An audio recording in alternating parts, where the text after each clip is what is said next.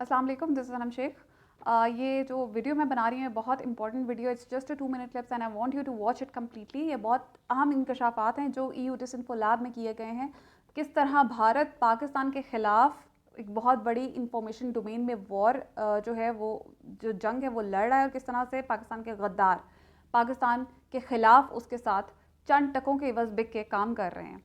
तो सबसे पहला नाम है तारिक फ़तेह का। तारिक फ़तेह ने 2011 में बलूचिस्तान हाउस के नाम से एक तंजीम बनाई, जिसका मकसद जो था वो ये था कि पाकिस्तान को मलाइन किया जाए, पाकिस्तान का जो नैरेटिव है, वो जो उसका इमेज है पूरी दुनिया में वो ख़राब किया जाए, भारत का नैरेटिव बिल्ड किया जाए।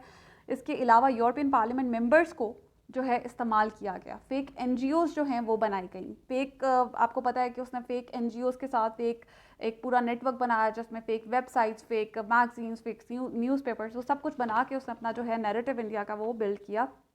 इसके साथ आप देखें कि साउथ एशिया डेमोक्रेटिक फोरम जो है वो भी इसमें इन्वॉल्व रहा है।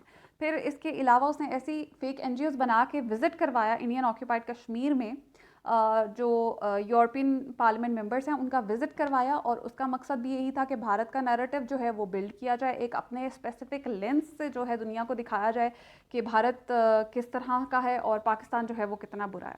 उसके आगे आप देखेंगे श्रीवास्तव ग्रुप के अंडर जो है एक जो काफ़ी ऑर्गेनाइजेशंस काम करती रही हैं ब्रसल्स में, जो जिनीवा में, जिनका मकसद जो था वो ये था कि पाकिस्तान के जो माइनॉरिटी ग्रुप्स हैं उनके लिए राइट्स के लिए आवाज़ बुलंद करना और उनके राइट्स के लिए बात करना। लेकिन बेसिकली वो फेक सब कुछ चलाया गया रॉ की तरफ से और श्रीवास्तव ग्रुप की तरफ से, और इसमें पाकिस्तान का जो इमेज था उसको ख़राब करने के लिए। इसके अलावा एक बहुत ही ख़तरनाक बात है जो कि मैं आपको शेयर करना चाहूँगी।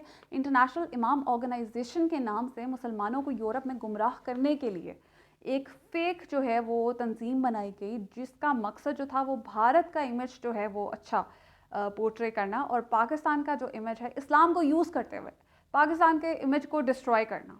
तो आप सोचें कि this how dangerous is this, कि इंटरनेशनल इमाम ऑर्गेनाइजेशन जो कि इस्लाम के नाम पर बता रहे हैं कि काम कर रही है, और उसमें वो हो क्या रहा है, उसमें सिर्फ मुसलमानों का नाम ख़राब करने के लिए, मुसलमानों को गुमराह करने के लिए वो काम करती रही। फिर आप ये देखें कि फ़ेक EU क्रॉनिकल्स वेबसाइट के नाम से फ़ेक जो वेबसाइट है वो बनाएगी यूरोप में, और उसका जो उसके ऊपर ऐसे आर्टिकल्स और ऐसी जो सारा कंटेंट था वो उन जर्नलिस्ट के नाम लिए गए जो कि एग्जिस्ट ही नहीं करते थे, और उनका नाम इस्तेमाल करके वहाँ पे फेक सब कंटेंट पब्लिश करवा कर इंडियन न्यूज़पेपर्स पे भी चला कर रेफरेंस दे के EU क्रॉनिकल्स का, तो वो एक इमेज जो है वो बिल्ड किया गया EU क्रॉनिकल्स की नाम यूज़ करके। ठीक है। इसके अलावा फिर उसमें आप देखेंगे यूरोपियन पार्लियामेंट मेंबर्स को किस तरह इस्तेमाल किया गया। ये एक बहुत बड़ी हैरानकुन बात है, जो कि लोग कहते हैं कि भारत जो है वो किस तरह से काम करता है। भारत इतना ख़तरनाक इंफॉर्मेशन डोमेन में हमारे खिलाफ जंग लड़ रहा है जो हमें पता ही नहीं है। तो इसके अलावा आप देखें कि सबसे इम्पॉर्टेंट बात यह है कि EU क्रॉनिकल्स में किसके इंटरव्यूज़ पब्लिश होते रहे? हुसैन हक्कानी के। किसके आर्टिकल्स पब्लिश होते रहे? हुसैन हक्कानी के। इसका कंटेंट पब्लिश करके और इसको दिखाकर पूरी दुनिया में बिल्ड किया गया पाकिस्तान के ख़िलाफ़ नैरेटिव को, और उसको फिर आप हुसैन हक्कानी को किस तरह इंडिया यूज़ करता रहा, किस तरह तारिक फ़तेह को इंडिया यूज़ करता रहा, ये सब जो है EU डिसइंफो लैब ने रिवील किया है, और हमें ये सब पता होना बहुत ज़रूरी है। इस वीडियो को ज़रूर शेयर करें, and I am going to use it for like real Haqqani network. This is the actually it's not the Indian network, this is real Haqqani नहीं Hussain Haqqani network. I am going to use the hashtag. आप मुझे ज़रूर follow करें और इस video को share कीजिए और ये हैशटैग ज़रूर यूज़ कीजिए। Thank you.